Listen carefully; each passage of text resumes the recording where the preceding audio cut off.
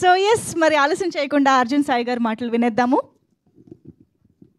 అందరికీ నమస్కారం అండి. మహాకవి కాళిదాస్ గారు ఒక మాట చెప్పారు, నాటకాంతం హి సాహిత్యం అని. అన్ని కళల్లో నాటకం అనేది చాలా గొప్ప కళ. ఆదికవి నన్నయ్య గారు కూడా ఒక మాట అన్నారు 16వ శతాబ్దంలో కాకతీయుల కాలంలో, రసాత్మకం నాటకం కావ్యములన్నిటిలో కల్లే అని చెప్పారు. సో ఆ నాటకాన్ని బ్యాక్డ్రాప్గా తీసుకొని నేను ఫస్ట్ డైరెక్షన్ చేద్దాం అనుకున్నప్పుడు నాకు దొరికిన సపోర్టే సురభి వాళ్ళండి.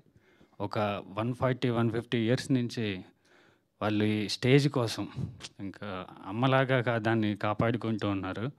వాళ్ళు వేరే పనులు కూడా ఏం చేయట్లేదు. చేయాలి అనే ఉద్దేశంతో ఈ నాటకాలు మళ్ళీ తిరిగి రావాలి, ఈ ట్రెండ్కి ఈ నాటకాలు అర్థమయ్యేలా చెప్పాలి అనే ఒక చిన్న తాడుతోటి మొదలుపెట్టాం. దీంట్లో ఎక్స్ట్రాడినరీ లవ్ స్టోరీ ఉంది, ఫ్యామిలీ ఉంది, గొప్ప గొప్ప కళాకారులు అందరూ ఉన్నారు. ప్రకాష్ రాజ్ గారు, నాజర్ గారు, బ్రహ్మానందం గారు, రాజేంద్ర ప్రసాద్ గారు అందరూ. ఈ సినిమా రిలీజ్ అయిన తర్వాత చూసిన వాళ్ళందరూ చాలా మంచి సినిమా, గొప్ప ప్రయత్నం చేసామంటున్నారు. ఈ సినిమాని మీరు థియేటర్స్కి వెళ్ళి చూసి ఫ్యామిలీస్తో ఒక మంచి అనుభూతిని పొందుతారని నేను అనుకుంటున్నాను. వెళ్ళి మమ్మల్ని ఎంకరేజ్ చేయండి. Thank you so much. Thank you so much అండి. ఎస్, ఇప్పుడు మన కృష్ణ మాటలు విందాము. దిలీప్ ప్రకాష్ గారు ప్లీజ్.